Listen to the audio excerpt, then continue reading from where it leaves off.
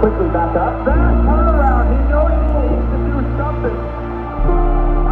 He is doing something, James. Ty Jenkins is going to have a big win if he doesn't let it to the flag.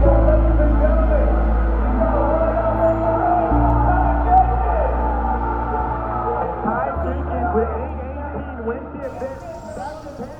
This has been my room since I was probably a year old. Yeah. That was our room with the crib. That was the nursery, yeah. And then I've lived here from the time I was 1 till I was 18. And then I moved down to Florida for a year, and then I've been back. So, 17 of my 20 years of life have been in this room. So him and his older brother, they shared this room. They had bunk Yes. beds, but then we split them, and so it used to have their beds there. And then that's what, one Christmas, they went to bed. I don't know how I built this without them knowing though. I built this shelving and did this whole thing without you guys figuring out what it was until Christmas morning. That's awesome. Christmas morning we had the Polar Express coming. It blows steam and does all the stuff. And, Oh yeah, all my Lego collection. The most fun to build was definitely that T-Rex. It was so fun to build. I really like the Black Pearl because I'm obsessed with Pirates of the Caribbean. It's one of my favorite movie series. But then the Dark Falcon is just kind of an alternate Millennium Falcon with a bunch of characters like Jedi Vader's on there, Darth Jar Jar, just bunch of fun Star Wars stuff. Like competitor coin from the 2023 CrossFit Games. And then they did trading cards for us in London for the World Fittest Project. I wanted to see these. So cool. So Are they in there? yeah. So it's just cool. Is it 52 cards? 55. 55? It'd be cool if they made a deck of cards. Who are you going to pull off the top? Let's see. I think Danny Spiegel's up top. I haven't opened these yet, but yeah, there's a whole. There I am. There you are. What's the back? Okay, it's just like. So this is one. They have like these special cards, like this one's like Phenom or Fan Favorite, and then in the back they actually have the full, like with statistics on it, which is pretty fun. Where am I? There I am. So yeah, it's got like 1-time signed pro, 20 years old, 5'9", 185. I'm a little heavier than that, but I'll take it. What's it say you are? It says 185. I'm like 195. And then it's got the rank from last year. So just pretty cool. I could do double unders, and then he cut 14 inches off my rope. So I've taken about 8 inches off of his jump rope. It's like 14 inches. Okay, I've taken a lot off of his jump rope because it's way too long, and it's still too long. But it's messed with his head. The second day after we cut his rope, he did 99 unbroken, and then now gets into a workout and is doing sets of 8 to 10 and having a breakdown because he's tripping. So most of the time when there's double unders now on workouts, I just pick a different day. Yeah. And no.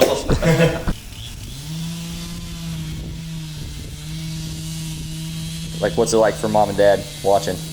Yeah, it's stressful. I mean, it's like, I think someone had asked, it's like, do you have doubts? And it's like, for sure, I mean, we never doubt Ty, like his ability and his commitment and what he can do. But the margins are so thin between all the athletes. So some event for him he feels good about, well, there's 7 or 8 other people that feel good about it too. Right. And I think even in one of the documentaries, I think it was Hiller maybe, he was doing, and he said he talked to 6 different people that all said they were going to win semifinal night.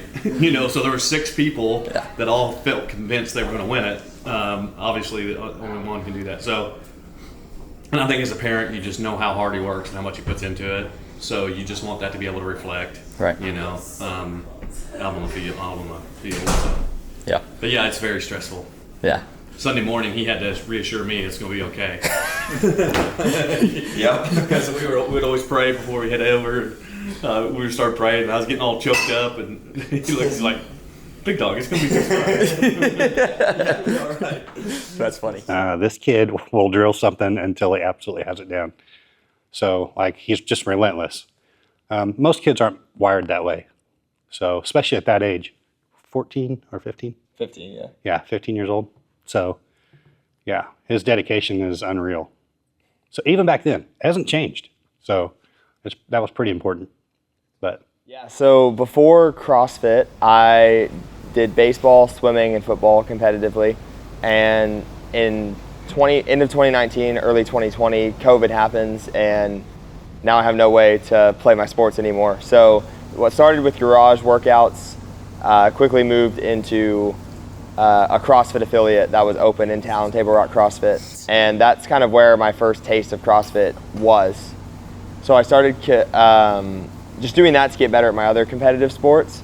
And then Carl convinced me in late 2020 to sign up for an online competition called the US Trials that was just purely online. It was a set of 4 workouts. We actually both did them. At the time, he was competing as well. And it was my first taste of competitive CrossFit.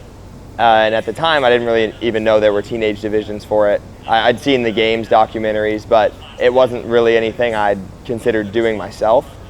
And after the trials, Carl mentions to me, he just said, there's a teenage division in the open. I think we have a really good shot of going to the teenage games. If you want to do this, we should start taking this more serious. That's kind of all where it started. Yep. I did the open that year. I think this was before I had really any coaching specifically, besides some skill stuff like double unders. He was helping me with those. But then I made it past the open, and we qualified for the next stage, which at the time was quarterfinals. And he just kind of told me, do you want to do this? Because if so, we're going all in. That was kind of the beginning of our relationship. You guys saw the picture in my room. And just, yeah, that was the start of what at the time I still thought was, obviously I'd committed a lot of time to it, but I thought it was just going to be this like fun thing to do as a teenager and then kind of get back to real life. And then 6 years later now, it's my job, and it's just kind of crazy how it all started. Ever since I was born, we lived in this house on this property. We expanded a couple years ago, bought a few more acres, but I mean, all that's cleared is what I've grown up on. And I've been super grateful just to have, a little bit of land, and I think I can take it for granted sometimes to realize people don't have big backyards or front yards. And I mean, like, this down here was our baseball field growing up. I mean, that tree was second base. What's left of a tree down there was first base. The one that's fallen? The burnt stump over there. And then about where the pile of trees is, that was the home plate and where we hit from. And so I have, lots of memories. Just luckily we were forced to go outside growing up, and looking back on it, I say forced lightly because we enjoyed it, and I'm really glad that we spent a lot of time outside. And yeah, it's a fun place to grow up in. Who's a better shot, you or your dad? I don't know. He can be pretty good sometimes. Here, hold it like you're aiming at the target. Oh yeah, I see bright green. So you go, nope, both eyes open. I'm testing. So both eyes open, and you kind of just want like a neutral gaze at the target, and then you get the green over it, and then you... Wait, I lost the green. Oh wait, the green. Magic floating one.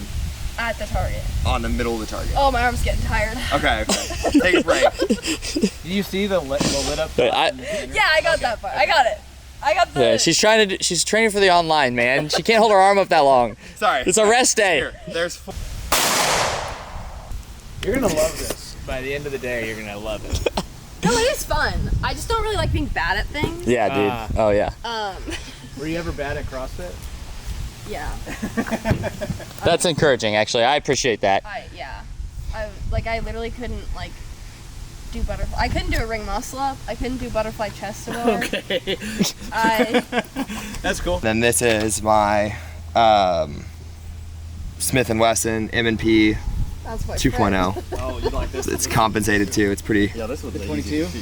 That's 17. Oh, 17. So this is my baby. I take really good care of it. I clean it more than I should. Awesome. But it's my baby. So. I had a BB gun. Sweet. So that's Red Ryder? That's my gun experience. Yeah. Dude, that's a classic. That's my gun experience. Yeah. I'm gonna have her shoot the cowboy gun. I got a 357 Smith & Wesson. It's a beautiful gun. She's gonna live her cowboy dreams. Yep.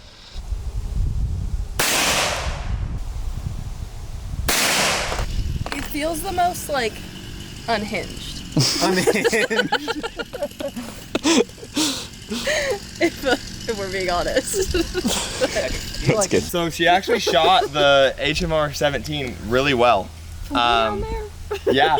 So we moved out to probably what ended up being 400 feet or so, and she went 5 for 5 out there. I was very impressed. So not bad.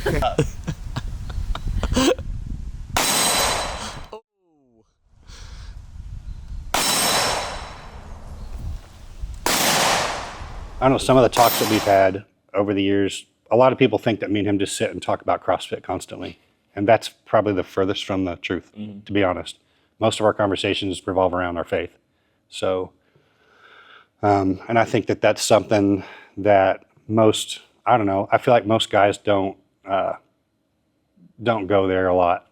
And that's probably some of my favorite conversations that we've ever had, to be honest. So We really, if CrossFit was a percentage of what we talk about, I bet it's less than 20%, and that faith being that about 75% of that. How do you feel about Ty's critics? I mean, he just keeps proving them wrong.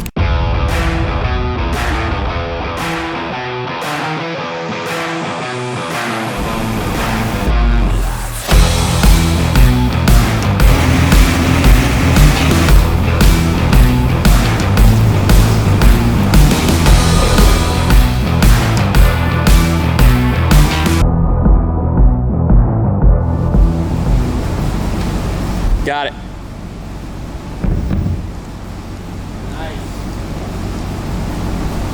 Yeah, walk off the screen actually. Keep going.